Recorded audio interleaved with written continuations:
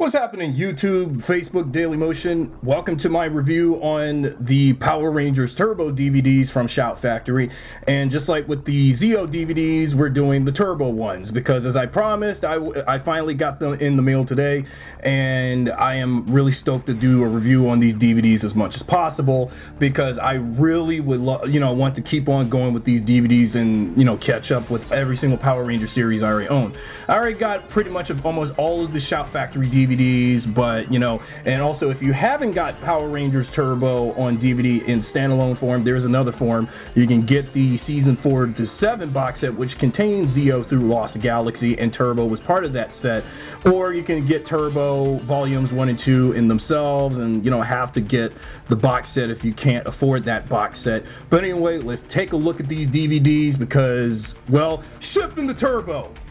Okay, first off, let's take a look at Power Rangers Turbo Volume 1. Turbo Volume 1 has a yellow background because, well, you can tell that this has on the side of the case, you got the Yellow Ranger, but Volume 2 has the Yellow Ranger image on the side here, but it should have been green, but because that's that color, that should have been that. Okay, so Power Rangers Turbo Volume 1 has the yellow casing. This is Volume 1. This is what it looks like on the side here. You get the Shout Factory logo and all of the other credentials. On the back here, there's something very different with the description of the season when you go into both volumes 1 and 2. But on volume 1, this is what the information for Turbo looks like for volume 1, where it mentions about Turbo Power Rangers movie, but since, well, Shout Factory, I will get my hands on the Turbo movie on Blu-ray through Shout Factory, and this is what the info on the back here looks like for volume 1. But on volume 1 though, I wish that when I got the DVDs, okay, if this makes sense, knowing that the first half of Turbo still had Tommy's team, but on disc 3 is the Passing the Torch Part 2, and then the beginning of the Phantom Ranger stuff, which is the last episode on this volume. But on this half, it could have had the 2 different Divatoxes, like volume 1 having Carol Hoyt's Divatox, but in volume 2 having, Hillary Shepard's Divatox, and then for this half, it could have had Tommy's team on this volume and TJ's team on the second volume, which would have been more consistent, but nevertheless, this is fine.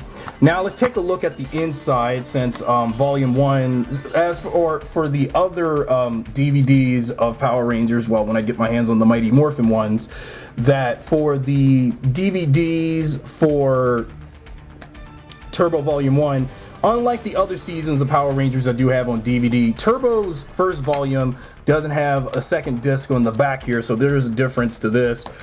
But here's the episode listing. If you want to see the episode listing for Volume 1, you got to take out the first disc to take a look at the listing of episodes that are on this disc. So here's the following episodes listed on disc 1. Here's the listing for episodes on disc 2. And last but not least, listing on disc 3. So let's put disc 1 back. And here's how the discs look.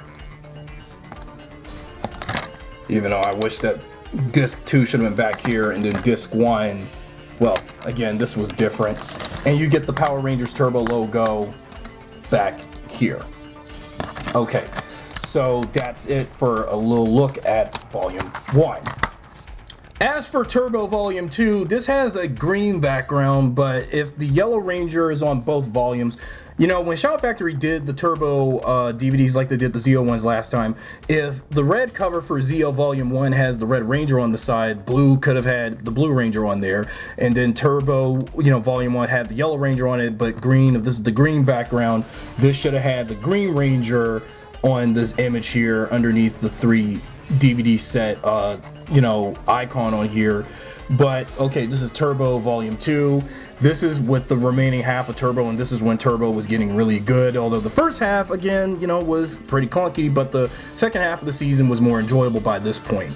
And here's the image. Here's the information for the second half of Turbo, because this is when the show got really interesting, featuring the fact that they had some info, because the info is very different because while on both volumes it has the same info as the rest of the season, but the first volume says continuing from the exciting events of Turbo Power Rangers movie, but volume 2 doesn't have that, unfortunately. So it's just only as is with you know, same imagery as before, so nothing much changes.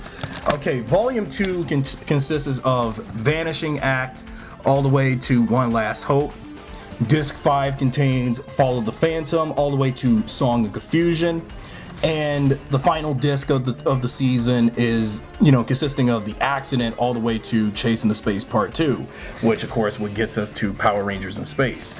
And here's how the discs look like, and also like my Zeo DVDs, the second volume of Turbo's DVDs are, you know, this piece here for holding these, you know, discs are a little loose.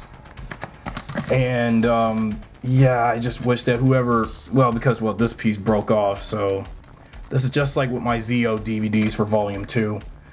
And then you get the Power Rangers Turbo logo if you remove disc 6 as usual, and then you got the logo right there.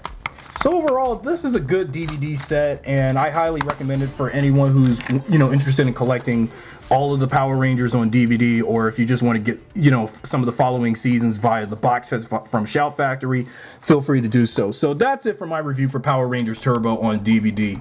As much as people may tend to dislike Turbo, I'm one of those who actually like the season despite its issues and despite its flaws. While the first half was, you know, clunky, second half of Turbo got better over time. But anyway, that's it for my review on the DVDs. Thanks for watching.